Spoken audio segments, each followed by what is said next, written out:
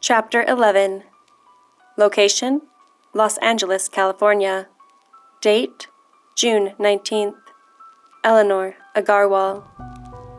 The tension sat in the air of the Nelsons' living room, as thick as smoke from a kitchen fire. Treadon studied the door, taking deep breaths like he was about to say something, but then couldn't decide which words to let out. "I'm sorry," Abigail said. "I should have told you sooner." She kept her hands clasped in front of her. Ellie imagined her resisting the urge to reach out and pull her son to her, to hold him like a toddler. "I need to think," he said. He left through the front door, slamming the screen against the railing of the porch. Each step creaked as he moved farther away. Ellie considered running after him, but she decided to give him some space. "I need to rest for a few minutes," Abigail said, excusing herself. She moved down the hall to her bedroom, leaving Rachel and Ellie sitting in suffocating silence. "That was some crazy stuff," Rachel said, standing up and rubbing her phone screen on her pant leg. "I'm not even sure where to start. Do you think Gabe knew they were coming? The Descendants, I mean?" Ellie's fingers twitched against her legs. "I don't know. I guess it might explain why he left, without any explanation." "How do you think Treadon will take it?" Rachel asked, knowing Gabe killed his real dad. Ellie reached for one of the teacups to keep her hands busy. She didn't want Rachel to see them shaking. The tea had gone cold, so she didn't bring it to her lips. If Gabe killed Treadon's father, he broke a foundational law. Our purpose is to protect and bring light, not take a life. Only if a soul has signed a contract to be possessed should we ever take a life. And even then, it is rarely necessary. "Yeah, but he was protecting Abigail." Rachel picked up her keys from the table and spun them around one finger. "And Treadon. I don't think what Gabe did was wrong." Ellie spoke slowly, weighing each word against the other. "That's true, but any guardian would have been trained to immobilize someone without killing them. Killing an ordinary? Even with all of Abigail's explanation, it felt unnecessary. Like Gabe lost control. Maybe. Rachel caught her spinning keys in her hand. "I'm going to get it some pizza. Treadon's going to need some comfort food, and..." Rachel paused. "Jarren's on his way back." Ellie lifted her head. "What? How did you tell him about the invitation to the Vale?"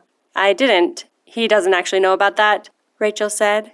"He was on his way before. I just hadn't had a chance to tell everyone. I would go with him if he asked." "You know what that means, right?" Ellie asked. "He'd have to choose me, to be his guardian." "It's a permanent bond," Ellie said. "You won't have a normal life after that. It's a big decision." "It's a decision I've already made." Rachel stepped toward the door. "All he has to do is ask. You know Treadon's already made the decision too. He's just waiting on you." "I know." Ellie dropped her eyes and studied the flower pattern around the outside of the cup. Her attempts to hide the shaking in her hands were leaving small ripples across the top of the tea. "It's a little more complicated now." "I'll say," Rachel said. She pulled the door open. "I'm not sure why you asked about the Vale, and I can see you want to go, but Treadon will have to decide between following you to the ends of the earth and leaving his mom all alone." It was a statement of fact. Rachel said it with no judgment in her voice, but the words pierced Ellie's heart. She knew the weight she'd put on Treadon's shoulders. She stood up and set the cup on the counter, then slipped into the small guest room at the end of the hall she'd been staying in since she'd gotten her foster family settled. It was better for them if she stayed away, but she missed them all. She was glad they had each other.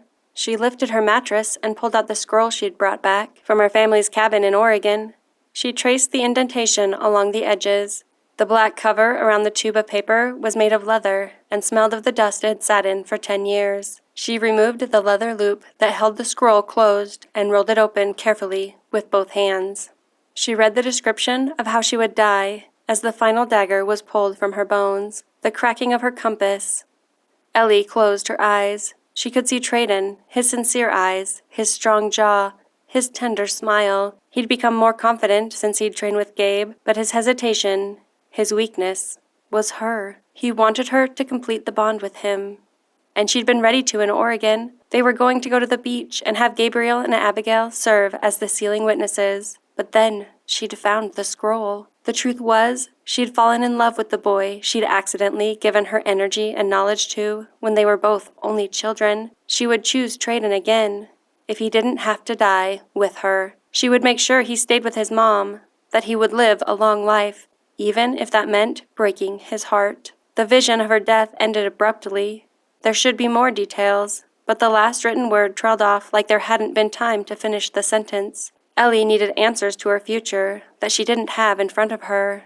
She needed access to the full library of Adora's visions. If there was a way to save Treadon, she had to know more.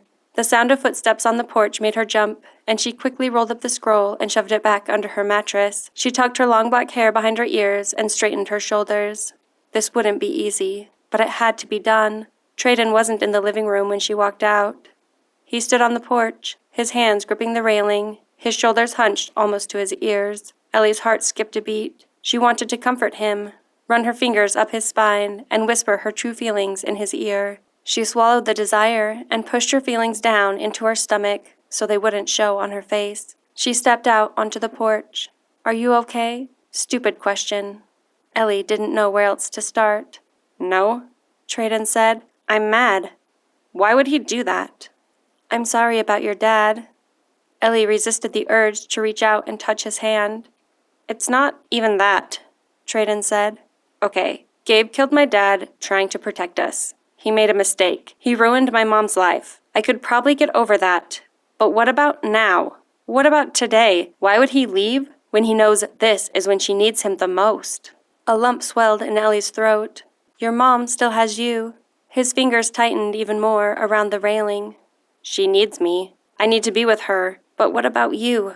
You have a place at the Vale and would be safe, but I can't be in two places at once." Ellie found a small silver lining. He was hurting, distracted enough that he couldn't read the lie she was about to say. "This will be for the best, Treadon. I'm not sure what I want, and taking a break might be good for us." "What are you saying?" The next part was true. "I'm going to the Vale without you."